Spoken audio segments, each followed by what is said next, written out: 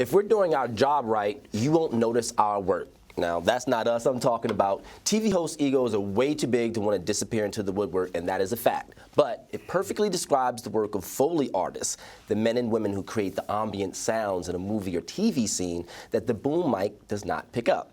Coming up, we'll meet a working Foley artist plus the director of the feature documentary, Actors of Sound. But right now, you can hear them speak for themselves. Here's a clip from the film. Testing, 1, 2, 3. Sounds good. Recording. My favorite book of all time, and my parents, I made them read it to me over and over and over again, was a book called Gerald McBoing Boing. But it's a story of this little kid who didn't talk, and his parents were very concerned about the fact that he's not talking. But what he could do is make sounds.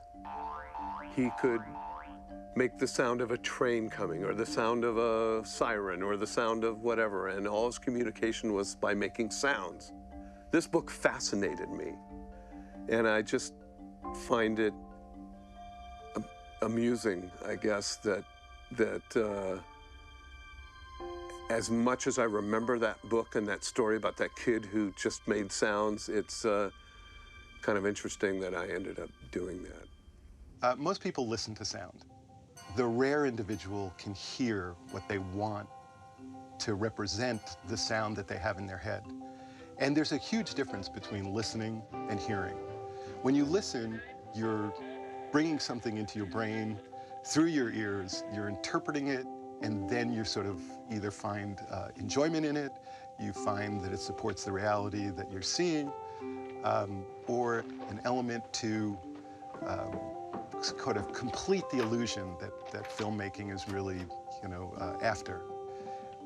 When you hear sound, you're basically doing that process in reverse. You're actually looking at something and you're saying, how would that sound to me? And you really, in your mind, have to understand what something would sound like without hearing it first. We don't realize how many things are happening around us during an average day, or when we get up in the morning, how many things we touch. Dogs running around, turning on faucets, all the things that we think we might have a very boring morning, but the Foley world, sometimes when we see some of these scenes, you just don't realize how many things you touch.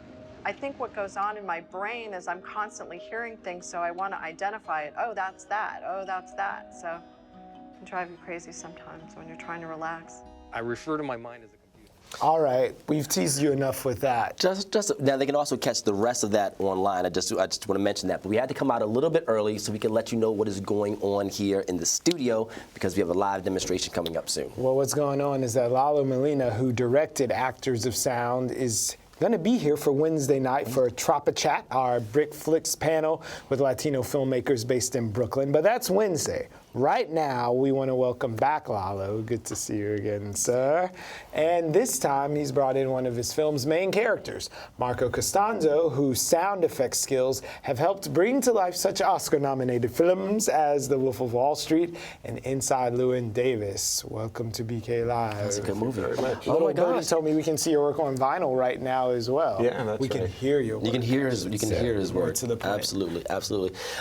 Lalo, you were here, it's been almost maybe pretty much like a year ago. A year. It was a year ago. I think somebody said it might have been a year ago today. You were telling us about your film and all the wonderful things that you had in store, but one of the things that did come up was how hard it is to sort of fund these excursions and projects. Now, you made it to Tribeca. You made it to the LA Film Fest, so clearly you were able to gather the funds. How were you able to do that? Well, actually, today is 1 year that we got the funding for Kickstarter, for post-production. Yeah, today. And it was very intense, month, We basically, through social network and doing a couple of fundraising events, one in LA, one in New York, and, spread the word.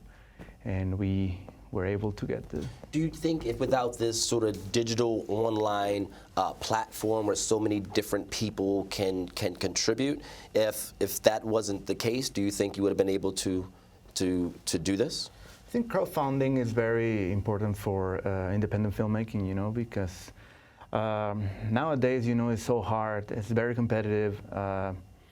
Yes, you can do a film with less, but it's also very, very competitive. You know, there are many festivals, and just to get in, you know, we just premiered the film in the LA Film Festival on Saturday, June 4th. It was a full house. It was great, very great experience. Marko was there. And, is it all the industry types, all the people who've been behind the scenes? 'Cause Marko, you've been in a lot of movies, but this is the first time you've been in the movie. How's it feel on the other side? It's very strange watching yourself up on screen and then you say, oh, wow, why did I say that? The LA premiere, how was that different from the New York City premiere?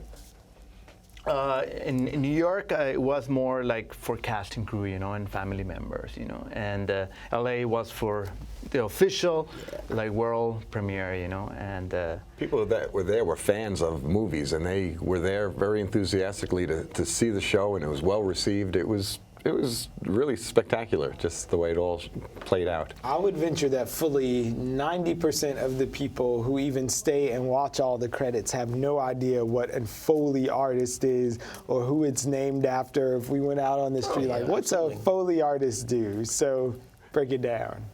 Well, the Foley artist makes sounds in sync with actions you see on screen. If someone walks across a street, I would put on whatever type of shoe, whether it's a high heel or a work boot, and make that sound.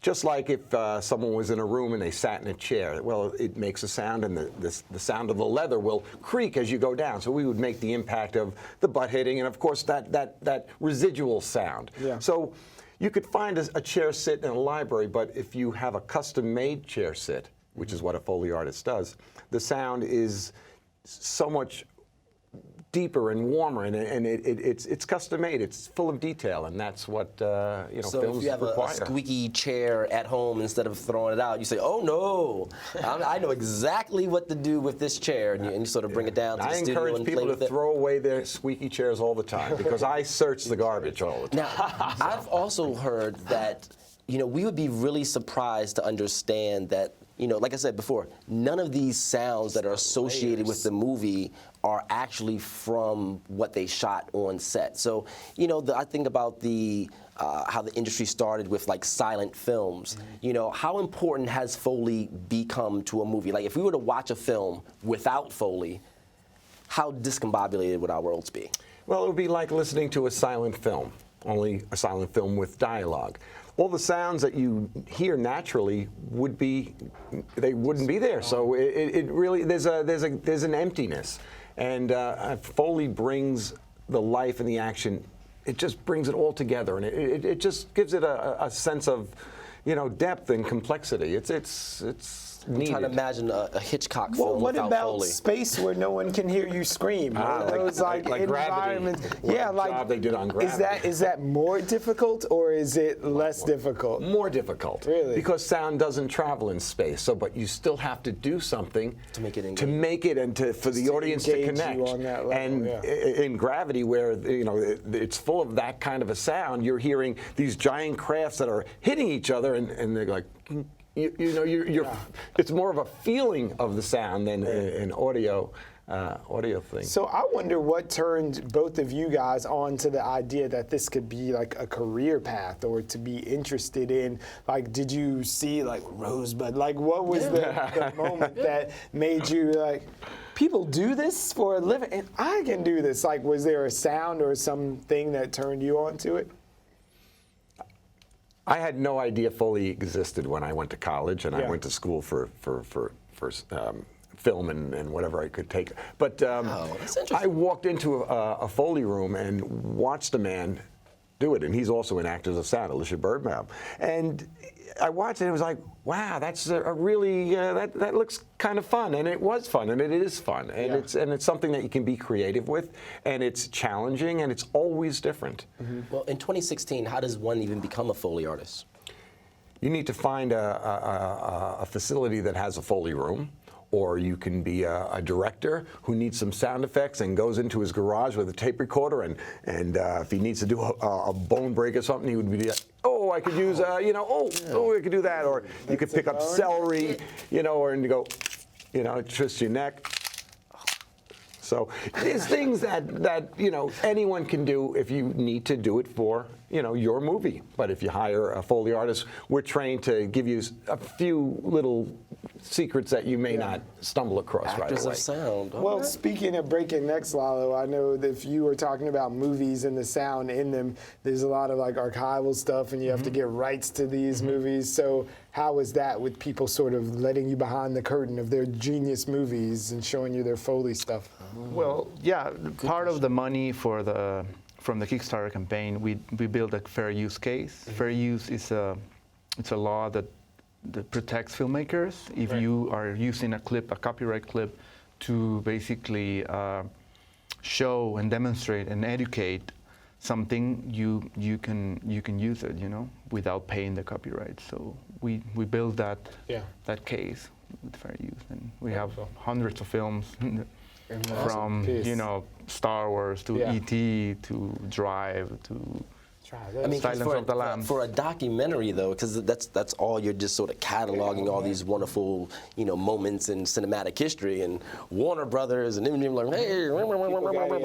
I wonder if there's a sound that we would be most surprised. Like you just cracked Aaron's neck with a piece of celery, but what's the sort of most surprising sound that, like something as innocuous as that, can be something as violent as a neck snap? Is there like something that you say, wow, you made a sound like an explosion, but it's really a nut cracking or something? I was very amused at watching in Actors of Sound, Heike Kasi take a plastic water bottle and put it right up on the mic, and he was crumbling on it. I'm like, oh, you're gonna kill the mic doing that. But he was working it, and off in the distance, you see explosions going off. Yeah. And it was just like, wow, that works really well. I thought that was just phenomenal. And so there's an example of, no way, how are you going to make an explosion off into the distance? And he's doing it, and it's like, and it really works. And he's doing it in sync with what you see, which is, our craft. Perfect. Yeah. That's why a computer can't do it.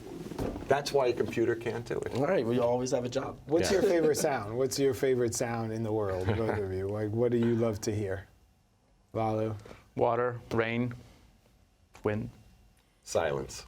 There is no silence. I heard about it on NPR. There's not one more silent place on the earth. Yeah, no, that's true. Winds are fine, but I favorite sound. I look at things that my favorite sound when I was watching Revenant. And Leonardo DiCaprio's crawling out of a carcass. And these guys had created this frozen carcass that he slept in overnight, and he's pushing it open, and it's like, I was thrilled. I don't listen to movies so much. I listen to the story, I listen to the dialogue. I want to hear what that's all about. And sound, it's there. It's magic. But that was just like, oh my gosh. I thrilled at it. Well, you're going to make some sounds for us in just a moment. All right. So give us, and now to show us exactly what the magic of Foley is, we'll have Marko Costanzo. We also have some sounds of happy birthday from Mr. Aaron Watkins, because he just turned a young some number today. You can check him out on his Facebook and Instagram. Follow him and find out just how old he is. But happy birthday to the co-host with the most, Mr. Aaron Watkins. Nice. So break his neck for us, Marko. Give us some sounds. I'm going to make a wish. The sound of the candles blowing. Okay, we're not allowed to have fire in here. Don't tell the fire warden. But happy birthday, Aaron. Thank you. Oh, the fire's getting out of hand. What is that doing? It's fire.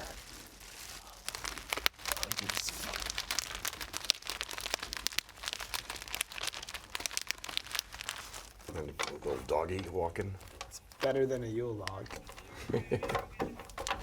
The dog's All right. We're going to walk away with the dog. There you go. Have a great day, everybody. We appreciate you.